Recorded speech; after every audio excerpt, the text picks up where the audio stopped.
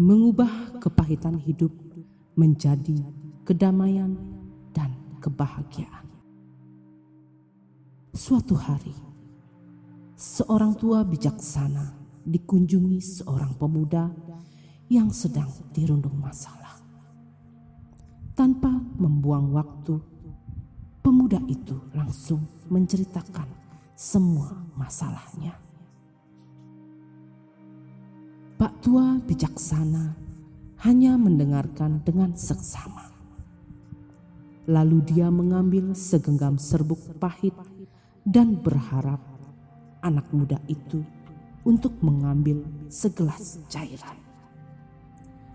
Ditaburkannya serbuk pahit itu ke dalam gelas, lalu diaduknya perlahan. "Coba minum ini dan beritahukan bagaimana rasanya," kata Pak tua. Pahit sekali," jawab pemuda itu sambil meludah ke samping. Pak tua itu tersenyum, lalu mengajak tamunya ini untuk berjalan ke tepi telaga belakang rumahnya. Kedua orang itu jalan berdampingan dan sampailah ke tepi telaga yang tenang itu. Sesampainya di sana, Pak tua itu kembali menaburkan serbuk pahit ke telaga itu. Dan dengan sepotong kayu, dia mengaduknya. "Coba naikkan cairan dari telaga ini dan minumlah." Kemudian pemuda ini meminum cairan itu. Pak tua kembali berwawancara lagi kepadanya.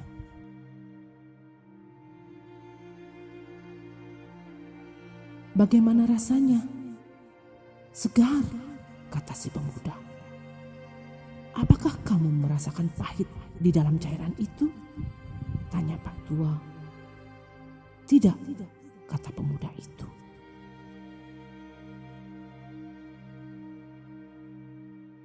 Pak tua tertawa terbahak-bahak sambil berkata, "Anak muda, dengarkan baik-baik. Pahitnya kehidupan yaitu layaknya segenggam serbuk pahit ini. Tak lebih, tak kurang. Jumlah dan rasa pahitnya pun sama.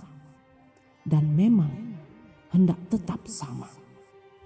Tetapi kepahitan yang kita rasakan sangat tergantung dari wadah yang kita miliki. Tergantung dari lapang tidaknya hati atau perasaan kita.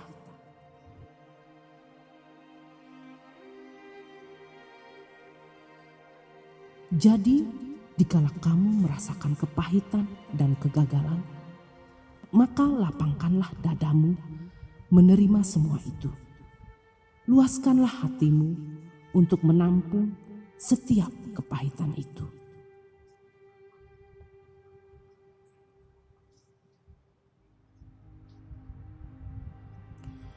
Pak tua itu lalu kembali menasehatkannya. "Hatimu yaitu wadah itu. Perasaanmu yaitu tempat itu. Kalbumu yaitu tempat kamu menampung segalanya. Tidak usah jadikan hatimu seperti gelas. Buatlah hatimu laksana telaga yang mampu menampung setiap kepahitan itu.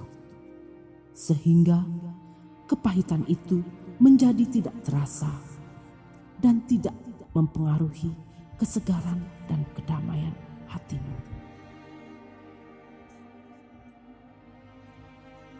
Anak muda, belajarlah menerima kenyataan. Berlatihlah menerima kenyataan. Berlatihlah untuk ikhlas serta mensyukuri setiap kenyataan. Karena itulah yang terbaik bagimu. Dan latihan itu hendak semakin meluaskan daya tampung hatimu. Jikalau kamu mau dan berupaya melatihnya terus-menerus, maka hatimu hendak benar-benar seluas telaga. Dan kamu tidak pernah merasakan kepahitan lagi apapun kondisi dan masalahmu. Hatimu hendak tetap tegar, damai, dan bahagia. Asalkan manusia mempunyai kearifan, semua masalah manusiawi yang ada di depan mata, kamu tetap merasakan sukacita untuk menghadapinya. Kamu tidak akan risau atau galau.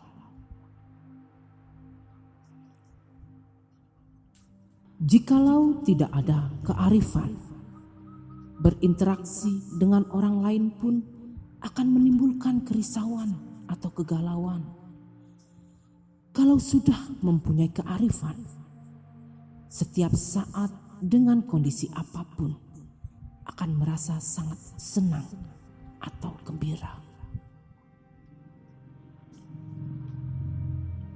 Bisa menikmati berkah keberuntungan dalam hidup ini dikarenakan hasil dari pembinaan berkah di kehidupan lampau. Dan jika merasa menderita dalam hidup ini karena menerima balasan dosa karma yang merupakan hasil perbuatan yang tidak baik di kehidupan sebelumnya, dan sudah seharusnya mendapatkan balasan yang setimpal.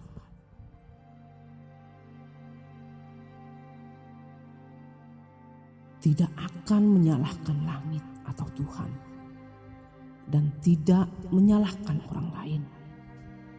Selalu bersenang hati atau bersuka cita, melunasi karma dan tidak menciptakan karma lagi. Jangan di satu sisi membayar karma, di sisi lain menciptakan karma. Kalau begitu, karma tidak akan pernah habis dibayar. Harus selalu melunasi, jangan menciptakan yang baru. Dengan begitu, karma baru bisa akan terhapus atau terbayar lunas. Meskipun dalam keseharian mengalami kesusahan, harus dihadapi dengan hati yang gembira dan sukacita. Ini bisa menghapuskan atau menghilangkan hasil perbuatan yang tidak baik di kehidupan yang lalu. Menerima derita karena sedang membayar dengan perlahan-lahan hutang dosa karma, bagaikan setelah dilalui yang pahit, maka akan datang yang manis.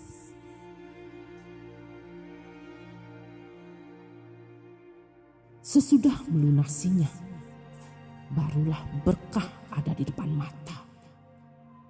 Barulah rezeki akan menghampiri.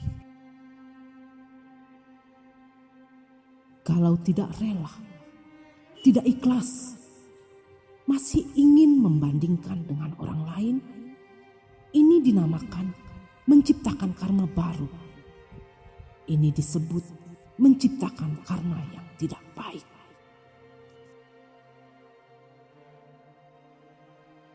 Jadi, mendapatkan pembalasan rezeki atau berkah tidak perlu terlalu bersuka cita, karena merupakan hasil segala perbuatan baik yang dilakukan di kehidupan yang lalu.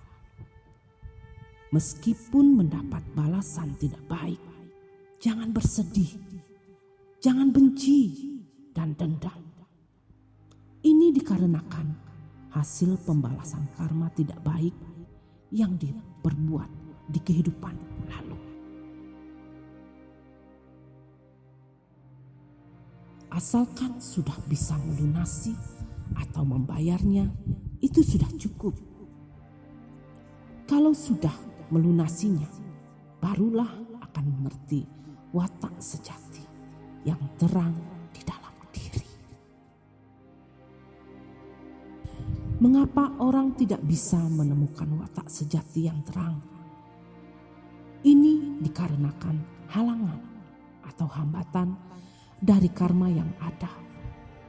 Bisa melunasi karma ini akan lebih baik dari apapun juga. Melunasi hutang karma dan bertemu situasi sulit serta bertemu jodoh buruk haruslah dengan hati yang tenang dan damai, selalu bersukacita. Harus bisa memastikan tidak memiliki hati yang benci dan dendam. Tidak ada hati yang menyalahkan, tidak menampilkan wujud kemarahan. Maka semua karma buruk ini baru bisa terlunasi atau hilangkan.